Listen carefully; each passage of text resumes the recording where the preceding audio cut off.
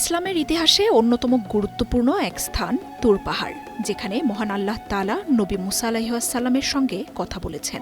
পবিত্র কোরআনে এই পাহাড়কে তুর সিনিন বা আত্তুর নামে উল্লেখ করা হয়েছে। ধর্মীয় তাৎপর্যে ইসলাম, খ্রিস্টান ও ইহুদি তিন ধর্মেই এই স্থানের রয়েছে বিশেষ গুরুত্ব। পবিত্র কোরআনে বর্ণিত আছে, আল্লাহ তাআলা মুসা আলাইহিস সাল্লামকে এই পাহাড়ে আহ্বান করেছিলেন। হাদিস ও তাফসির অনুযায়ী মুসা আলাইহিস সাল্লাম তুর পাহাড়ে ৪০ দিন অবস্থান করেছিলেন। সেখানে তিনি রোজা রেখেছিলেন, তাওরাত প্রাপ্তির প্রস্তুতি নিয়েছিলেন এবং আল্লাহর সঙ্গে কথা বলেছিলেন। এই স্থানেই আল্লাহ তাআলা হযরত মুসা আলাইহিস সাল্লামকে তার নূরের তাজাল্লি দেখিয়েছিলেন। ফলে তৎক্ষণাৎ হযরত মুসা আলাইহিস সাল্লাম জ্ঞান হারিয়েছিলেন। পবিত্র কোরআনে তুর পাহাড়ের উল্লেখ একাধিকবার এসেছে। এ গ্রেড ক্লিংকারের কনফিডেন্স সিমেন্ট, বাংলাদেশের হৃদয় জুড়ে। তুর পাহাড়ের অবস্থান মিশরের সিনাই উপদ্বীপে। আধুনিক সময়ে স্থানটি পরিচিত জাবাল মুসা নামে। মিশরের পর্যটন মন্ত্রণালয়ের বর্ণনা মতে অঞ্চলটি বর্তমানে মিশর সরকারের দক্ষিণ সিনাই প্রদেশের অন্তর্ভুক্ত এবং মাউন্ট সিনাই নামে সেটি ইউনেস্কো কর্তৃক বিশ্ব ঐতিহ্যবাহী স্থান হিসেবে সংরক্ষিত। তুর পাহাড় কেবল ভূগোল নয়, বরং ঈমান, তাওহীদ ও আল্লাহর নৈকট্যের প্রতীক।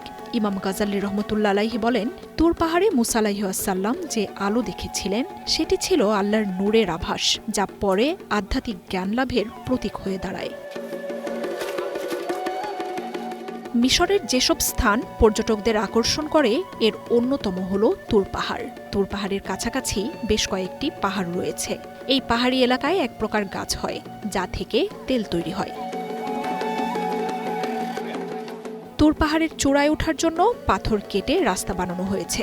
এই রাস্তা ছাড়া বেয়ে ওপরে ওঠা খুব কঠিন। তুর পাহাড়ের চূড়ায় বসে হযরত মুসা আলাইহিস সাল্লাম ইবাদত করতেন।